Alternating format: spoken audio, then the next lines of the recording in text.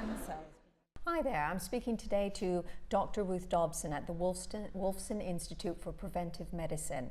And we're chatting today about gender inequality in the MS scientific community. Do you think there is gender inequality in the MS scientific community?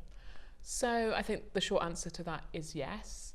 I think it's been the case for a number of years when you look at both who's publishing in MS journals and also who's presenting at MS meetings. Historically, there has been relative overrepresentation of men compared to women. I don't think this is specific to the MS scientific community, however. I think this is something that we see in the wider scientific community. It's something that's been of increasingly recognised over the past year or two. And things are hopefully starting to change. Why does this matter? Isn't everybody in the MS community working towards the same goal? Male neurologists, female scientists, male scientists of stopping MS. So why does this matter? So I think overall everyone does have the same goal. I don't think, and certainly when you look at this kind of inequality, it's not a criticism really of anyone. It's something that's there. We're all working towards the same goal, as you say, albeit in different ways. Some people are looking at different ways to treat MS, different people with MS, but overall the overriding aims are very, very similar. I think when we look at evidence from outside just the MS world and in wider scientific world, there's good evidence that as you increase diversity within science, within research, actually you get a more diverse set of questions being asked in terms of research. So people will tend to ask their research questions informed by their background, and it's not as simple as saying, well, actually if you're female you're going to look at female specific questions, if you're male you're only going to look at male specific questions. It's nothing near as simple or as obvious as that. But, and I think this is true within science, outside science, everywhere, what we do is so influenced by the whole rest of our lives. We don't work in isolation, that the more diversity you have, the more diverse questions you get being asked. And I think that can only be good for people with MS and for research in general. How do you think this inequality can be solved or made better? Well, short of a magic wand to wave and suddenly have 50-50 representation and everything sort of representing our MS patients and the diversity within our patient group, I think this is going to be a long haul. This is not something that can be changed overnight.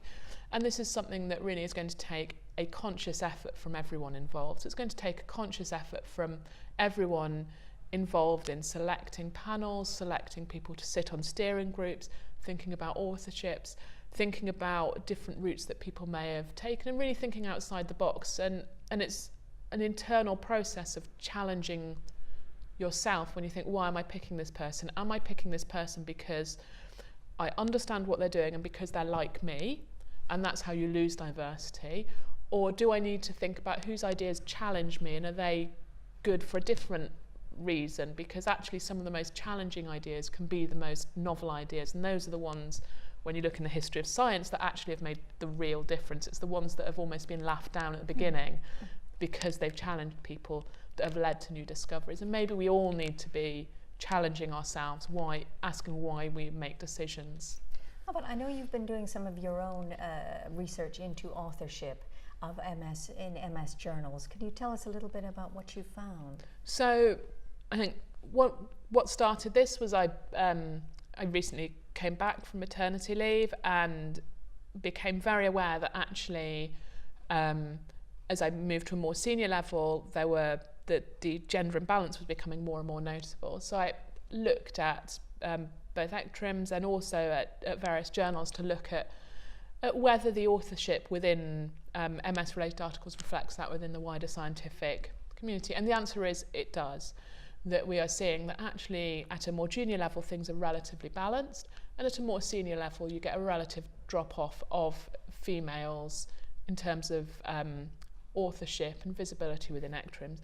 I don't think that this is going to come as a surprise to many people, but it really puts into black and white that there is an issue and that we all need to really, as I say, try and challenge ourselves to think about why this might be and to think of strategies to overcome this, because if we continue doing as we have been doing, then it's only going to remain the same.